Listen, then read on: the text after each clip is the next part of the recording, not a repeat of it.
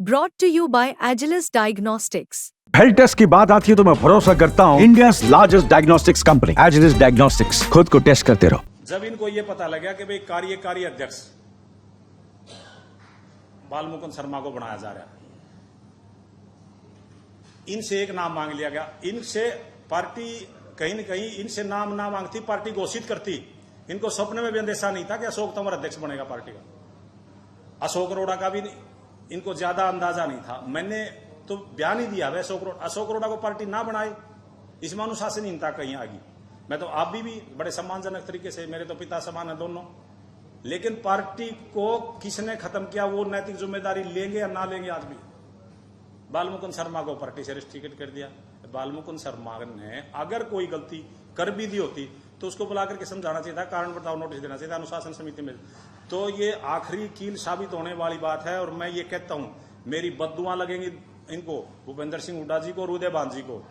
आज के बाद पंचायत मेंबर नहीं बनेंगे जिंदगी में, लिख लेना आप। मैं ये आपके सामने कहता हूं।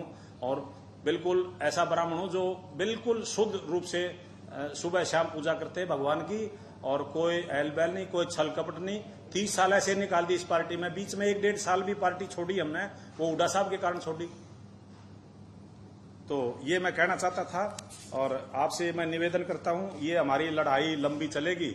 इस लड़ाई में आपका हमें, क्योंकि मीडिया लोकतंत्र चौथा स्तंभ है, तो आपकी हमें मदद की जरूरत है। इस पार्टी का अगर आज बंटाधार किया है, शरफ और शरफ चौधरी भूपेंद्र सिंह हुड्डा उनके जिम्मेवार हैं, उनको जिम्मेवारी लेनी चाहिए। वो अभी भी पार्टी को धमका रहे हैं और पार्टी के सारे नेता चुप नील बटा सन्नाटा हैं। एक अकेला बालमुकुंद शर्मा बोलने वाला मिला इनको, उसको इन्होंने बर्खास्त कर दिया। तो हाँ जी,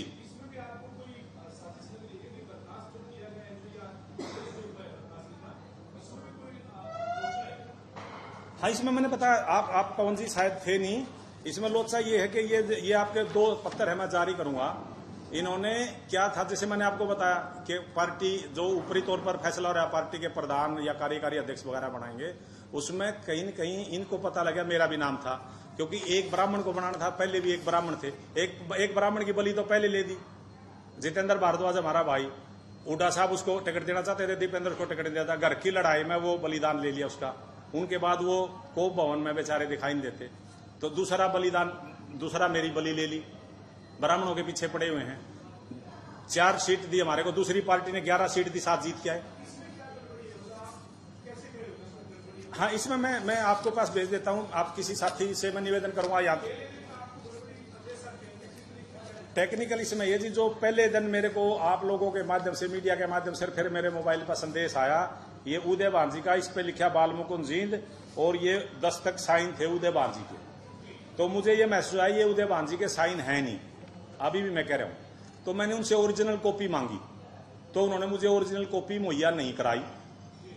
उसके बाद ये कि जैसे आप तो बड़े पत्रकार हो, एक प्रिंटेड पड़े नहीं होते हैं दफ्तरों में, प्रिंटेड चीजें होती है, जैसे हम घोषणा करते हैं, कुछ भी करते हैं, वैसे आमतौर पर जर्नल रूटीन में पंपलेट बांट देते हैं। वो एक पंपलेट छपा हुआ पर्चा मेरे को दिया इन्होंने, पंपलेट छपा हुआ।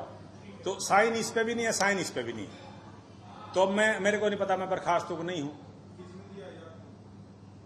ये पार्टी ने मेल आई मेरे पास, जो मेल मेरे पास एक दिन बाद आती है। एक दिन पहले जो आप लोगों को जारी हुआ है, ये मीडिया में भी उन्होंने दिया, इस पे उदय भान जी के साइन नहीं है, ये जांच का विषय है। दूसरा तो अपने आप ही इसको मैं कंडम इसलिए करता हूं, ये जो न सत्य, जैसे एक प्रिंटेड होता है हमारे पास परफॉर्मा पड़ा था, उस परफॉर्मा में लिख के और ये पार्टी का नंबर भेज दे।